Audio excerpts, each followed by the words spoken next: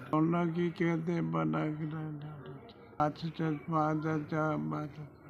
ਫਾਲਜ ਹੋਏ ਦਾ ਚੌਥਾ ਸਾਲ ਚੜ ਗਿਆ ਤੇ ਇਹਨੂੰ ਫਾਲਜ ਹੋ ਗਿਆ ਤੇ ਬੋਲਣ ਤੋਂ ਮਿਥਾਜ ਆ, ਤੁਰਨ ਤੋਂ ਮਿਥਾਜ ਆ, ਬੜਾ ਆਵਾਜ਼ਾਰ ਆ।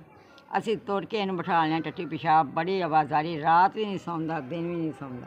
ਪੁੱਤਰ ਨੇ, 2 ਧੀਆਂ ਨੇ ਤੇ ਇੱਕ ਪੋਤਰੀ ਹੈ, ਤੋਂ ਜਵਾਨ ਸਾਰੀ ਹੈ, ਉਹਦੀ ਸ਼ਾਦੀशुदा ਕਰਨ ਵਾਲੀ ਹੈ। ਹੁਣ ਨਾ ਆਪਣਾ ਆਪਣੇ ਦੋਵੇਂ ਜੀ ਨੇ, 3 ਧੀਆਂ ਪੁੱਤਰ, ਉਹ ਆਪਣਾ ਆਪਣਾ ਪਾਲਦੇ ਨੇ, ਸਾਨੂੰ ਕੋਈ ਸ਼ੈ ਨਹੀਂ ਦਿੰਦੇ। ਅਸੀਂ ਬੜੇ ਮੁਹਤਾਜ ਹੋਏ ਪਏ ਹਾਂ, ਬੜੇ ਤੰਗ ਹੋਏ ਪਏ ਹਾਂ। ਫੇਰ ਰਹੀਏ ਤੱਸੇ ਰਹੀਏ, ਪਏ ਰਹੀਏ ਭੁੱਖੇ ਤੱਸੇ, ਜਿਵੇਂ ਮਰਜ਼ੀ ਪਏ, ਸਾਨੂੰ ਕੋਈ ਸ਼ੈ ਨਹੀਂ ਦਿੰਦੇ। ਦਵਾਈ ਵਾਸਤੇ ਹੀ ਪੈਸਾ ਕੋਈ ਨਹੀਂ ਦਿੰਦੇ। ਗੁਆਂਢੀ ਹਮਸਾਏ ਨੇ ਚੰਗੇ ਨੇ, ਕਦੇ ਦਿੰਦੇ ਨੇ ਤੇ ਕਦੇ ਉਹ ਵੀ ਨਹੀਂ ਦਿੰਦੇ। ਬਹਿ ਜਾਂਦੇ ਹਾਂ। ਅੱਛਾ ਅੱਲਾ ਉਹ ਵੇਖਦੇ ਨਾ ਇਹਨਾਂ ਦੇ ਹੱਕਾਂ ਦੇ।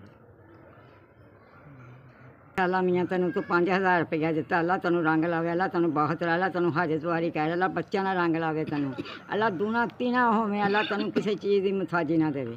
ਸਦਕਾ 12 ਇਮਾਮ 14 ਮਸੂਮ ਦਾ 11ਵੀਂ ਵਾਲਾ ਪੀਰ ਦਾ ਸਗੀਰ, ਅੱਲਾ ਤੇਰੇ ਤੇ ਕਰਮ ਕਰੇ ਨਬੀ ਦਾ। ਅੱਲਾ ਸੋਹਣਿਆ ਇਹਨਾਂ ਨੇ ਸਾਡੇ 'ਤੇ ਕਰਮ ਕੀਤਾ, ਮੌਲਾ ਤੂੰ ਇਹਨਾਂ 'ਤੇ ਕਰ। ਸਾਡੇ ਗਰੀਬ ਬੰਦੇ ਤੋਂ ਤਰਸ ਕੀਤਾ ਹੀ, ਮੌਲਾ ਤੂੰ ਇਹਨਾਂ 'ਤੇ ਕਰ।